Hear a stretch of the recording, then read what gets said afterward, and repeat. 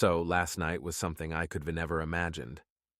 It all started when this tall, dark-haired guy showed up at our doorstep. The guy was built like a tank, the kind you'd imagine as the villain in some action movie. He introduced himself as a Libertine, whatever that means, and immediately set the stage for what would become a nightmare. "Hey, I'm here to take your wife out for a wild night," he announced, his voice dripping with confidence. "I'm gonna satisfy her till morning. You can say no." I just stood there, dumbfounded, trying to process what he had just said. My wife, Emily, wasn't fazed at all. In fact, she seemed excited. She gave me this sly smile and said, "This is going to be so much fun tonight. I'm going out, honey. Don't expect me for dinner." She walked down the stairs in a dress that left little to the imagination. It clung to her curves in ways that made my heart ache with a mix of jealousy and desire. I couldn't believe what was happening. My mind raced with thoughts and emotions, but before I could say anything, they were gone. The hours that followed were a blur. My mind was a whirlwind of rage and confusion. How could she do this to me? How could she just walk out like that without a second thought? I decided I wasn't going to just sit back and let this happen. I had to do something. I needed to retaliate. So I grabbed my keys and followed them, keeping my distance but close enough to see where they were headed. They ended up at this upscale bar downtown. I parked a little way down the street and watched them through the window. They were laughing, touching, completely engrossed in each other. It was like I didn't exist. My blood boiled. I couldn't let this go on. I stormed into the bar, ignoring the looks from the patrons and the bartender. I walked straight up to their table and without a word grabbed Emily's arm. Her lover stood up, towering over me, but I didn't care. This was my wife, and I wasn't going to let her be taken by some stranger. "Let's go," I said through gritted teeth. Emily looked shocked, but there was also a glimmer of something else in her eyes. Was it excitement? She pulled her arm away from me and leaned closer to her lover, whispering something in his ear. He nodded, and then before I knew it, he punched me. I stumbled back, hitting the floor hard. I looked up at them, seeing the pity in Emily's eyes and the contempt in his. This wasn't going to end well. I needed to come up with a plan, something that would make them realize they couldn't just walk all over me. As I picked myself up and left the bar, I knew this was just the beginning. Their nightmare was about to start, and I was going to make sure they regretted ever crossing me. The days following the party were a whirlwind of tension and suspense. Emily was constantly on edge, and it was obvious the anonymous texts and misplaced items were wearing her down. She was jumpy, irritable, and it was affecting every part of her life. I kept a close eye on her, waiting for the moment she would finally break. One evening, Emily came home looking more distressed than usual. She had bags under her eyes, and her usual confident demeanor was replaced by a nervous energy. She paced the living room, muttering to herself, occasionally glancing at her phone as if expecting another threatening message. "What is wrong?" I asked, feigning concern. She shot me a wary look. "Have you noticed anything strange around the house? Things being moved, missing?" I shrugged. "Not really." "Why?" Her eyes narrowed. "I don't know, it's just, things don't feel right." I could see the doubt and paranoia eating away at her. It was exactly what I wanted. She was starting to crack, and it was only a matter of time before she fell apart completely. That night, I set up a new round of anonymous texts. This time, they were more direct, more menacing. "You can escape what you have done," one read. Another said, "He knows. It's only a matter of time." The next morning, Emily looked even worse. She was jumpy, her hands shaking as she poured herself a cup of coffee. She barely looked at me, her mind clearly occupied with thoughts of the texts and the mysterious intrusions in our home. "I think we should talk," I said, trying to sound calm and reasonable. She looked up, her eyes wide with fear. "About what?" "About us. About what has been going on." She shook her head, tears welling up in her eyes. "I can do this right now." I stood up, blocking her path to the door. "You need to tell me what's going on, Emily. Who is he? Who's been sending you these messages?" She looked at me like a trapped animal, her chest heaving with panic. "I don't know. I swear I don't know." I took a step closer, lowering my voice. "Lying isn't going to help you. I know everything, Emily. I know about your lover. I know about the texts. I know what you've been doing. She collapsed into a chair, burying her face in her hands. I am so sorry, she sobbed. I didn't mean for any of this to happen. I didn't feel any sympathy for her. This was the moment I had been waiting for. It's too late for apologies. You made your choice, and now you have to live with the consequences. She looked up at me, her face streaked with tears. What are you going to do? I leaned in, my voice cold and steady. I'm going to make sure you understand what it feels like to be betrayed. I'm going to make sure you feel every bit of pain and humiliation you put me through. She stared at me, her eyes wide with terror. She knew I was serious, and there was nothing she could do to stop me. The tables had turned, and I was in control now. Over the next few days, I intensified my efforts. The anonymous texts became more frequent, more threatening. I moved her belongings around the house, leaving cryptic messages that only added to her paranoia. She was a wreck, constantly on edge, jumping at every sound and shadow. One night, I set up a hidden camera in our bedroom. I wanted to capture her reactions, to document her descent into madness. As she tossed and turned in bed, mumbling to herself, I watched from another room, feeling a twisted sense of satisfaction. This was my revenge, and it was unfolding perfectly. But I knew I couldn't keep this up forever. Eventually, she would break, and I needed to be ready for that moment. I started planning the final stage of my retaliation, something that would leave a lasting mark on her, something she would never forget. Emily S. Lover was the key. I needed to confront him, to make him understand the gravity of what he had done.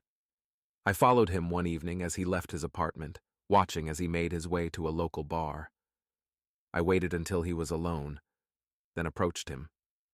You think you can just take what's mine, I said, my voice low and threatening. He turned, surprise and fear flashing in his eyes. Who the hell are you?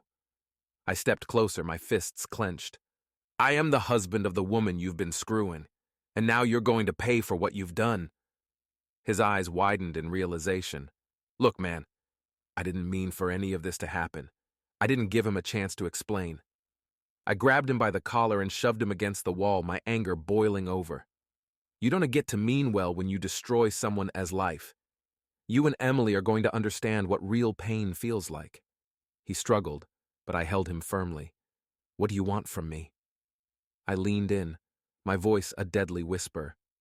I want you to suffer, just like I have, and I want to stop until you do. I released him, watching as he stumbled away, his face pale with fear. He knew I was serious, and that was enough for now. This was far from over, and I was going to make sure they both knew it. Back home, I found Emily sitting on the edge of the bed, her face buried in her hands. She looked up as I entered, her eyes red from crying.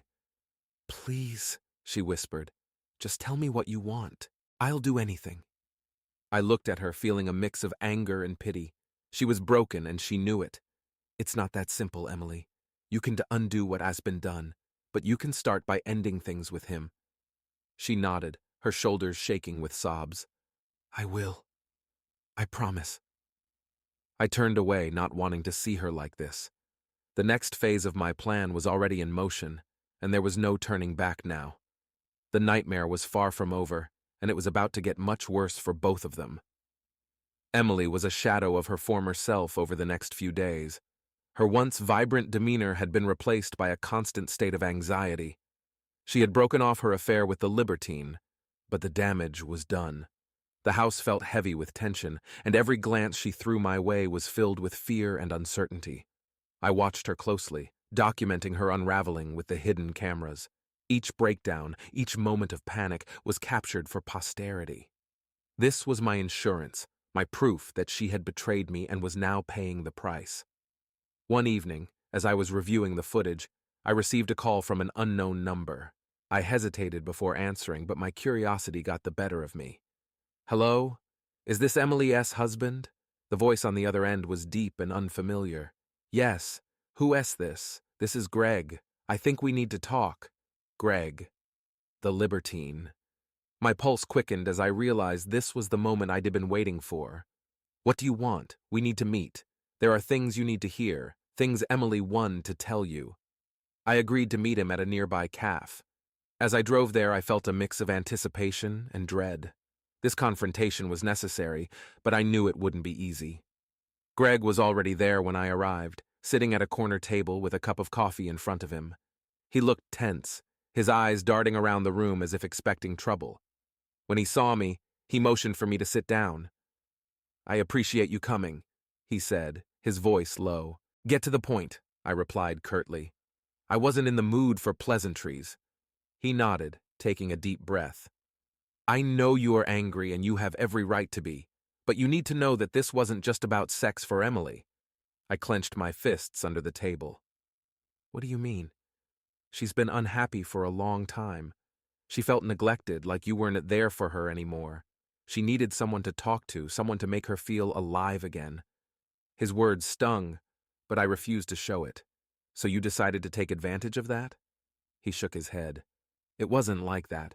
It started as a friendship and it just escalated. I know it was wrong, but I never intended to hurt anyone." I leaned in, my eyes boring into his. "Well, you did. You destroyed my marriage, and now you're going to pay for it." He held up his hands in a placating gesture. "Look, I'm not here to make excuses. I just wanted you to understand where she was coming from. She's not a bad person. She made a mistake, and she's suffering for it." I sat back, trying to process his words. Part of me wanted to believe him, to think that there was more to this than just betrayal. But the pain and anger were too deep. I couldn't let go of what they had done. "I don't care about her reasons," I said coldly. "She betrayed me and so did you. There's no coming back from that." He sighed, looking defeated. "I understand. Just down to do anything you'll regret. Revenge might feel good now, but it won't fix anything." I stood up, glaring down at him. "That's where you are wrong. It's not about fixing things. It's about making sure you both understand the consequences of your actions." I walked away, leaving him sitting there, a look of resignation on his face. As I drove home, I felt a strange sense of satisfaction. Greg's words had hit me hard, but they hadn't swayed me. I was more determined than ever to see this through to the end. When I got home, Emily was waiting for me. She looked pale and anxious, her eyes red from crying. "Where were you?" she asked, her voice trembling. "Out," I replied curtly. "Why do you care?" She flinched at my harsh tone, but didn't press further. "Ivy ended things with him," she said softly. "I did what you asked." "Good," I said, not looking at her. "But it's not enough." Her eyes widened in fear. "What do you mean?" I turned to face her, my expression cold and unyielding. "I've been talking to Greg. He told me everything." She paled even more, if that was possible. "What did he say?" "He told me how you felt neglected, how you needed someone to talk to. He tried to justify what you did, but it doesn't matter. You both betrayed me, and there's no forgiveness for that." She collapsed onto the couch, sobbing uncontrollably. "I am so sorry. I didn't mean for any of this to happen." I watched her for a moment, feeling a mixture of pity and contempt. "Sorry isn't going to fix this, Emily. You need to understand that actions have consequences, and now you're going to face them." She looked up at me, her eyes filled with despair. "What are you going to do?" I didn't answer. Instead, I walked away, leaving her to ponder the question. The final phase of my plan was in motion, and there was no turning back. Emily and Greg had to learn the hard way that betrayal comes at a high cost. The days that followed were a whirlwind of chaos and paranoia for Emily. She was constantly on edge, jumping at every sound, and I could see the toll it was taking on her. She was losing weight, her eyes were sunken, and the vibrant woman I once knew was a shadow of herself. But my plan was far from over. One evening, as she sat on the couch, staring blankly at the television, I decided it was time for the next step. I walked over and sat down next to her, my presence making her flinch. "We need to talk," I said firmly. She looked at me with a mix of fear and resignation. "What now?" "Tomorrow night," I began. "We're going to have a little dinner party. You, me, and Greg." Her eyes widened in horror. "No, please don't do this. I can deface him." I ignored her plea. "It's happening, Emily. You both need to confront what you've done. Be ready at 7. I stood up and left the room, leaving her to process what was coming. I could hear her soft sobs as I walked away, but I felt no sympathy. This confrontation was necessary. They needed to see the destruction they had caused face to face. The next evening, I set the table meticulously, making sure everything was perfect. Emily was a wreck, her hands shaking as she helped me prepare. She kept glancing at the clock, dreading the moment Greg would arrive. At 7 sharp, the doorbell rang. Emily visibly tensed, and I could see the panic in her eyes. I opened the door to find Greg standing there, looking equally apprehensive. "Come in," I said, stepping aside to let him in. He nodded, stepping into the house, his eyes darting around nervously. Emily stood by the dining table, her face pale and her eyes red-rimmed from crying. The tension in the room was palpable. We sat down to dinner, the silence heavy and oppressive. I watched them both, noting the way they avoided each other's eyes. It was clear they were both terrified of what was to come. "So," I began, breaking the silence, "let S talk about what happened." Emily looked down at her plate, unable to meet my gaze. Greg shifted uncomfortably in his seat, glancing between us. "I already told you," Greg said quietly. "It wasn't just about sex. Emily was unhappy, and I was there for her." I clenched my fists under the table. "And that makes it okay?" He shook his head. "No, it doesn't, T. I am not trying to justify what we did. I'm just trying to explain." Emily finally looked up, her eyes filled with tears. "I am sorry. I know I hurt you, and I regret it every single day." I stared at her, my anger barely contained. "Regret isn't enough. You both betrayed me, and there are consequences for that." She broke down, sobbing uncontrollably. Greg reached out to comfort her, but I slammed my hand on the table, making them both jump. "No," I said harshly. "You don't get to comfort her. You don't get to act like the good guy. You both need to face what you've done." The rest of the dinner was a blur of accusations and confessions. Emily and Greg were both broken, their guilt and shame laid bare. I watched them, feeling a twisted sense of satisfaction. They were finally facing the reality of their actions. After dinner, I escorted Greg to the door. He looked at me, his eyes filled with a mix of fear and regret. "I hope this helps you find some peace," he said quietly. I didn't respond, closing the door behind him. As I turned back to face Emily, I saw her crumpled on the floor, sobbing. This was the moment I had been waiting for, but instead of feeling triumphant, I felt a strange emptiness. I walked over to her and knelt down. "Emily," I said softly, "this isn't just about revenge. It's about understanding the pain you caused." She looked up at me, her eyes filled with despair. "I understand. I do. And I'm so sorry." I sighed, feeling the weight of everything that had happened. "It is not just about being sorry. It's about making things right." She nodded, wiping her tears. "I'll do anything, just tell me what to do." I stood up, offering her my hand. "We'll figure it out, together." As she took my hand, I realized that this was the beginning of a long and difficult journey. The road to healing would be tough, but it was a path we needed to take. The nightmare was far from over, but at least now, we were facing it together. The days following the dinner party were filled with a strange sense of calm. Emily was visibly shaken, but seemed determined to make amends. She kept her distance from Greg, who had also reached out to apologize once more. It was clear that the confrontation had left a mark on both of them. We settled into a tense routine, the house quiet except for the necessary conversations. Emily spent most of her time trying to prove she was committed to our marriage, cooking meals and cleaning obsessively. I watched her closely, my anger simmering beneath the surface, but I couldn't ignore the genuine remorse in her eyes. One evening, after a particularly silent dinner, Emily approached me. "Can we talk?" she asked softly. I nodded, gesturing for her to sit down. "What is it?" She took a deep breath, her hands trembling. "I want to see a therapist, for us and for myself.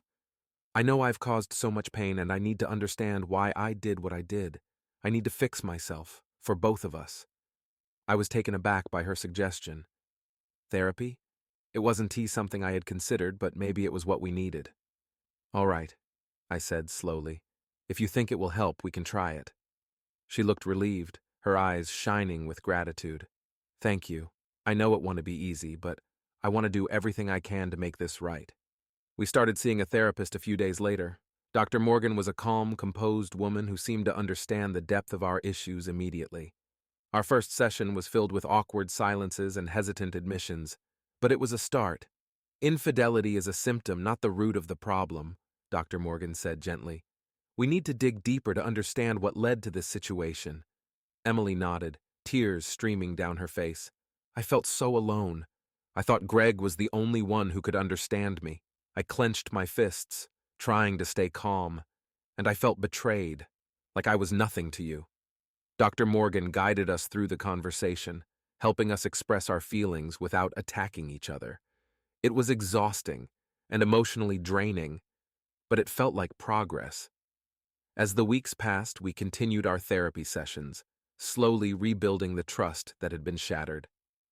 Emily opened up about her insecurities and fears, and I shared my own feelings of inadequacy and betrayal. It was a painful process, but with each session we seemed to move a little closer to understanding each other. One evening, after a particularly intense session, we sat on the porch, the cool breeze soothing our frayed nerves. Emily looked at me, her eyes filled with determination. I know I can never undo what I did, but I promise you I will never make that mistake again. I love you, and I want to spend the rest of my life making it up to you. I looked at her, seeing the sincerity in her eyes. It was a long road ahead, but for the first time I felt a glimmer of hope. I believe you, I said quietly, and I am willing to try, for us. The days turned into weeks, and slowly the tension in our home began to ease. Emily's efforts to mend our relationship were evident in everything she did. She planned date nights, cooked my favorite meals, and constantly reassured me of her love. It was clear she was committed to making things right. Despite the progress we were making, the past still haunted us. There were moments when the memories of her betrayal would resurface, bringing a wave of anger and hurt. But each time, we faced it together, talking through the pain and finding ways to move forward. One evening, as we sat in the living room, Emily turned to me. I know we've been through so much, but there's something I need to tell you. I looked at her, feeling a knot of anxiety form in my stomach. What is it? She took a deep breath, her eyes filled with fear. I've decided to quit my job. I can't keep working there. Not after everything that happened. It's too painful, and I need a fresh start. I was surprised by her decision, but I understood her reasoning. If that's what you need, then I support you. She nodded, looking relieved. Thank you. I want to focus on us, on rebuilding what we had. The next day, Emily handed in her resignation and started looking for new opportunities. It was a bold move, but it was a clear indication of her commitment to change. As the months passed, our relationship continued to improve. The therapy sessions helped us understand each other on a deeper level, and Emily's dedication to making amends was unwavering. We started to find joy in the small moments again, laughing together and planning for the future. One evening, as we sat on the porch watching the sunset, Emily reached for my hand. Do you think we can ever truly move past this? I squeezed her hand gently. I think we can. It's going to take time, but I believe in us. She smiled, tears in her eyes. I believe in us too. And so, we continued to rebuild our lives one step at a time. The nightmare of betrayal had brought us to the brink, but it had also forced us to confront our deepest fears and insecurities. In the end, it was that confrontation that allowed us to find our way back to each other, stronger and more resilient than before. The journey wasn't easy, and there were still moments of doubt and pain, but with each passing day we grew closer, learning to trust and love again. The future was uncertain, but for the first time in a long time, it felt full of promise. As time moved on, our lives began to resemble some semblance of normalcy. Emily had found a new job, and although the wound of betrayal was still healing, we were moving forward. Our therapy sessions continued to be a cornerstone of our recovery, providing a safe space for us to explore our emotions and rebuild our trust. One evening, as we sat down for dinner, Emily looked at me with a mix of apprehension and hope. I was thinking, she began cautiously, maybe we could take a trip together. Just the two of us. A chance to reconnect away from everything. I considered her suggestion, realizing that a change of scenery might be exactly what we needed. "That sounds like a good idea," I replied, seeing the relief in her eyes. "Where do you want to go?" She smiled, her eyes lighting up for the first time in a while. "How about a cabin in the mountains, somewhere quiet, where we can just focus on us?" The idea of escaping to the mountains, away from the daily reminders of the past, felt like a breath of fresh air. "Let us do it," I said, feeling a flicker of excitement. "Let us take that trip." We spent the next few days planning our getaway, finding a cozy cabin nestled in the heart of the mountains. As we packed our bags, there was a sense of anticipation and hope that had been missing for so long. This trip was a chance for us to start anew, to leave behind the shadows of betrayal and focus on rebuilding our relationship. The drive to the cabin was filled with light conversation and laughter, a stark contrast to the tension that had plagued us for months. The mountains loomed ahead, their peaks shrouded in mist, and as we approached the cabin, I felt a sense of calm wash over me. This was our sanctuary, a place where we could heal. The cabin was everything we had hoped for, rustic yet comfortable, with a roaring fireplace and large windows that offered stunning views of the surrounding forest. As we settled in, there was a palpable sense of peace. For the first time in a long time, it felt like we could breathe. We spent our days hiking through the woods, exploring hidden trails, and marveling at the beauty of nature. The physical exertion and the serenity of the forest allowed us to clear our minds and focus on the present. In the evenings, we cooked together, enjoying simple meals by the fire, and talked about our hopes and dreams for the future. One night, as we sat on the porch wrapped in blankets, watching the stars twinkle above, Emily turned to me. "Thank you for giving us this chance," she said softly. "I know it's been hard, but I believe we can make it through." I looked at her, seeing the sincerity and love in her eyes. "It's been a long road," I admitted, "but I believe in us too. This trip has been exactly what we needed." She smiled, leaning her head on my shoulder. "I love you," she whispered. "I love you too," I replied, feeling a warmth spread through my chest. It wasn't just words, it was a promise to move forward, to heal, and to rebuild our lives together. As the days turned into weeks, the trip allowed us to reconnect in ways we hadn't anticipated. We rediscovered the simple joys of being together, laughing over shared memories and creating new ones. The mountains became a symbol of our resilience, a testament to our commitment to each other. One morning, as we hiked to a secluded lake, Emily took my hand. "I want to renew our vows," she said, her voice filled with emotion. "I want to start fresh, to make new promises and leave the past behind." I looked at her, feeling a surge of love and admiration. "I would love that," I said, pulling her into a tight embrace. "Let us do it." We found a quiet spot by the lake, the water shimmering in the early morning light. Standing there, surrounded by the beauty of nature, we spoke from our hearts, renewing our vows with tears in our eyes and smiles on our faces. It was a simple, heartfelt ceremony, but it marked a new beginning for us. When we returned from our trip, we carried the peace and renewal we had found in the mountains back with us. Life wasn't perfect, and there were still moments of doubt and pain, but we faced them together, stronger and more united than ever. Our relationship continued to grow, built on a foundation of honesty, trust, and mutual respect.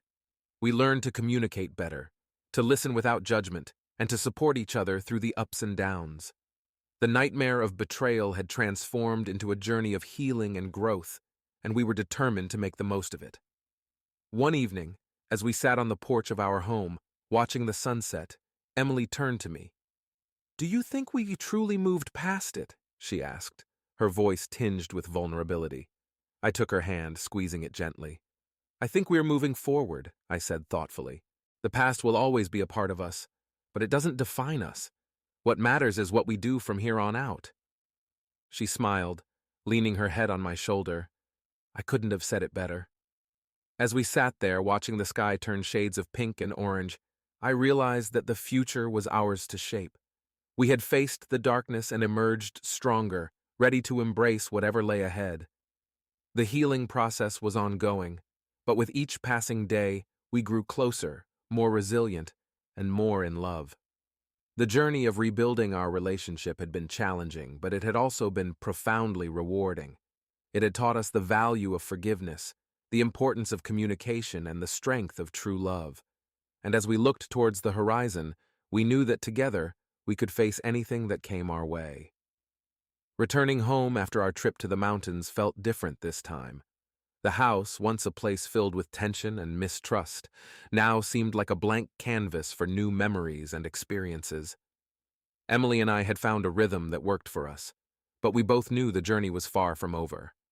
One morning, as we were having breakfast, Emily looked at me thoughtfully. "I've been thinking about our future," she began, "about what we can do to keep growing together." I put down my coffee cup, intrigued. "What do you have in mind?" She took a deep breath, her eyes bright with excitement. "I want to start a project together, something that we can build from the ground up, something that is just ours." The idea sparked my curiosity. "Like what?" "Well," she said, smiling, "you've always loved woodworking, and I've always wanted to learn more about it. What if we started a small business? We could make custom furniture, home decor, things like that. It would be a way for us to work together, to create something beautiful out of the pain we've experienced." The thought of combining our talents and working side by side was appealing. It felt like a way to channel our energy into something positive and constructive. "I love that idea," I said, feeling a surge of excitement. "Let us do it." We spent the next few weeks planning and brainstorming, turning our garage into a makeshift workshop. Emily took some woodworking classes to learn the basics, and I taught her everything I knew. It was a new experience for both of us, and it brought us closer together in unexpected ways. Our first project was a simple bookshelf. We worked on it together, measuring, cutting, sanding, and staining the wood. The process was slow but incredibly rewarding. As the bookshelf took shape, so did our partnership. We learned to communicate better, to rely on each other's strengths, and to support each other through the challenges. When the bookshelf was finally finished, we stood back to admire our handiwork. It was beautiful, a testament to our resilience and creativity. "We did it," Emily said, her eyes shining with pride, "and it's just the beginning." We decided to name our business Second Chances Woodworks, a nod to our journey of healing and rebuilding. We created a website, set up social media accounts, and started taking orders. The response was overwhelming. People loved our story and our products, and the business quickly gained traction. Working together on the business was a transformative experience. It gave us a sense of purpose and a shared goal. We spent hours in the workshop, laughing, talking, and creating. The projects we completed were not just pieces of furniture, they were symbols of our renewed commitment to each other. One evening, after a particularly productive day in the workshop, we sat on the porch, watching the sunset. Emily turned to me, her expression thoughtful. "Do you think we're really okay?" she asked softly. I looked at her, seeing the vulnerability in her eyes. "I think we are more than okay," I said, taking her hand. "We've been through so much and we've come out stronger. We're building a life together, one step at a time." She smiled, squeezing my hand. "I'm so grateful for you, for us. I never thought we could get here, but we did." I kissed her forehead, feeling a profound sense of contentment. "I am grateful too, and I believe in us. We've proven that we can face anything together." As we continued to grow our business, we also made time for ourselves. We went on date nights, took weekend trips, and spent quiet evenings at home. We focused on nurturing our relationship, making sure that we never took each other for granted. The pain of the past didn't disappear overnight, but it became a part of our story, a reminder of how far we had come. Our love had been tested in the most challenging ways, and it had survived. It had transformed into something deeper, something more resilient. One day, as we were working on a custom dining table for a client, Emily looked at me with a mischievous grin. "You know," she said, "we've been so focused on the business and each other. How do you feel about expanding our family?" The question caught me off guard, but as I looked into her hopeful eyes, I realized that it was the natural next step in our journey. "I think I did like that," I said, smiling. "I did like that a lot." We talked about our dreams for the future, about the kind of family we wanted to build. It was a conversation filled with hope and excitement, a far cry from the darkness we had faced before. A few months later, we found out that Emily was pregnant. The news filled us with joy and anticipation.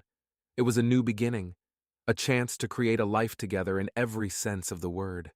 We prepared for the arrival of our child, turning one of the spare rooms into a nursery, filled with handmade furniture and decorations. The day our daughter, Lily, was born was the happiest day of our lives. As I held her in my arms, I felt an overwhelming sense of love and gratitude. This tiny, perfect being was a symbol of our love, our resilience, and our commitment to each other. Emily and I continued to work on our business, but our focus shifted to our growing family. We balanced work and parenthood, supporting each other every step of the way. Our home was filled with laughter, love, and the sound of Lily's giggles. Looking back on our journey, I realized that the pain and betrayal we had experienced were not the end of our story. They were the catalyst for a deeper, more meaningful connection. We had faced the darkness together and emerged into the light, stronger and more united than ever. As we stood on the porch one evening, watching Lily play in the yard, Emily wrapped her arms around me. "We've come a long way," she said softly. I nodded, feeling a profound sense of peace. We have, and I wouldn't trade it for anything. Our journey was far from over, but we knew that whatever challenges lay ahead, we would face them together. Our love had been tested and had proven unbreakable.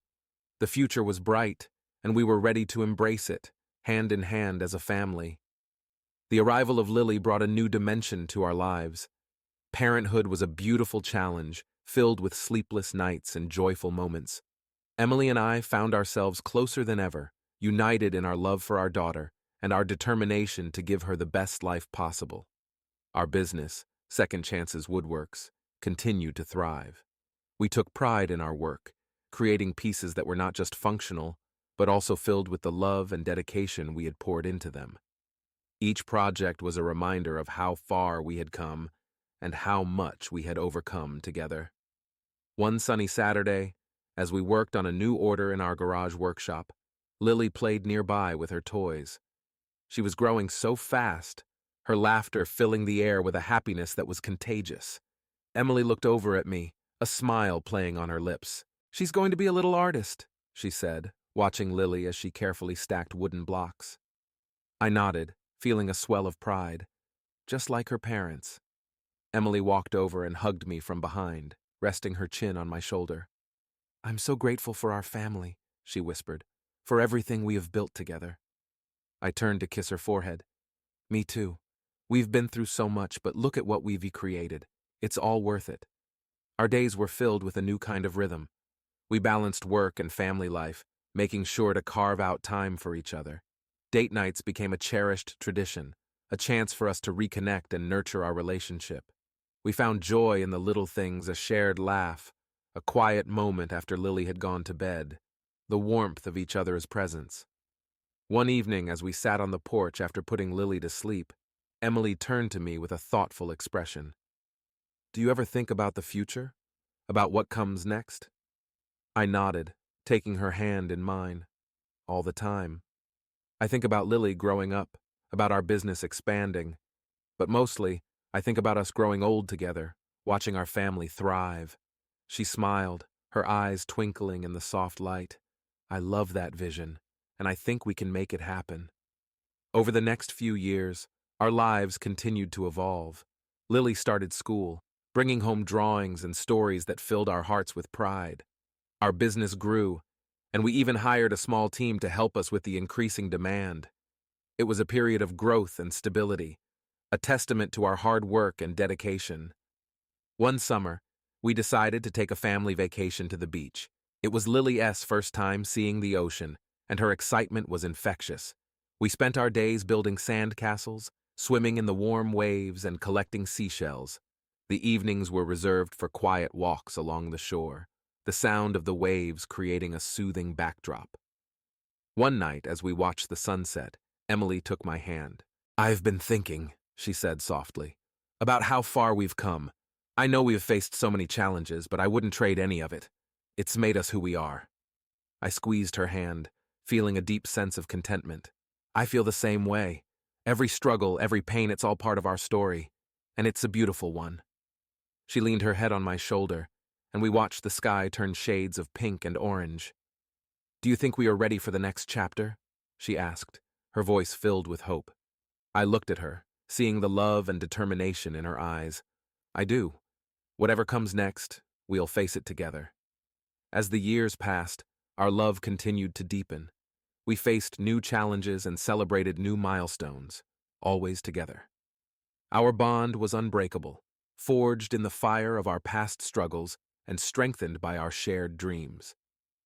One evening, after a long day in the workshop, Emily and I sat on the porch, reflecting on our journey. Do you ever think about how different things could have been? She asked quietly. I nodded, taking a sip of my tea. I do. But I am glad for everything that has happened. It's made us stronger, more resilient. It has brought us here. She smiled, her eyes filled with gratitude. I wouldn't change a thing either. Our story is perfect, just the way it is. We sat in comfortable silence, watching the stars twinkle above. Our love had weathered the storms, and we had emerged stronger, more united than ever. The future was a vast, open horizon, and we were ready to face it, hand in hand. As the night grew darker, we headed inside, knowing that whatever came our way, we had each other. Our journey was far from over, but with each step, we grew closer, more in love, and more determined to build a beautiful life together. The past was a part of us, but it didn't define us. Our love, our resilience, and our commitment to each other were the true markers of our journey. And as we looked towards the future, we knew that together we could overcome anything. Our story was one of second chances, of rebuilding and renewal. It was a testament to the power of love and the strength of the human spirit, and as we embraced each new day, we did so with hope, gratitude, and a deep, unshakable love. The years rolled on, and our lives continued to blossom. Lily grew into a bright and curious young girl, her love for art and creativity shining through in everything she did. Our business thrived, becoming more than just a way to make a living. It was a symbol of our love and dedication to each other and our family.